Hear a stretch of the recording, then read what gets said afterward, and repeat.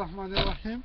সম্মানিত দেশবাসী, নাসির উদ্দিন পিন্টু ভাইয়ের পারিবারিক দাবি তাকে হত্যা করা হয়েছে, কিন্তু তার পরিবারের যে হিসাবে ডকুমেন্ট দিয়ে কথা বলেছে কথাটা অনেকটা বাস্তবের কাছাকাছি।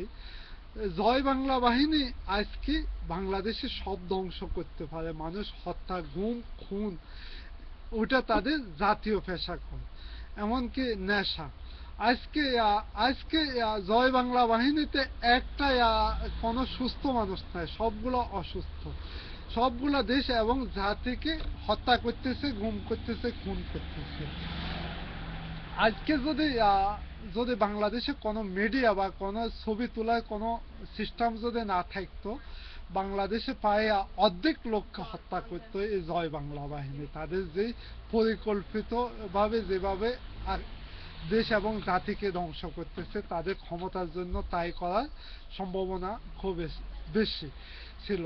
তারপরে তারপরে দেখেন আজকে, তারপরও সব মিডিয়াকে যেভাবে দায়বদ্ধ করে রেখেছে, মিডিয়া নামে আজকে তাদের দালালদেরকে প্রতিষ্ঠিত করতেছে রাষ্ট্রীয় আকারে। তারপর আরো দেশের মানুষ সজাগ হয়ে দেশ এবং জাতিকে রক্ষার জন্য চেষ্টা করতেছে।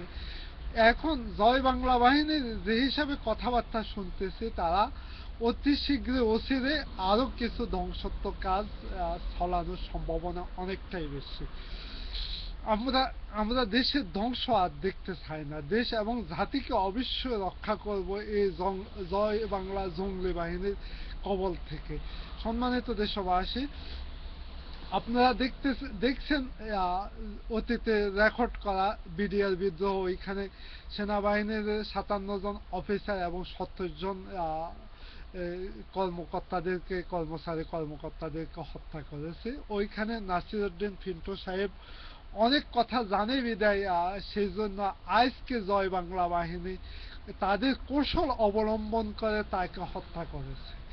তারপর আমরা এই জয় বাংলা বাহিনীকে তীব্র নিন্দা জানাই। সম্মানিত দেশবাসী, আমরা অবশ্যই দেশ এবং জাতিকে জয় বাংলা নামক এই জঙ্গলি বাহিনীর কবল থেকে রক্ষা করব।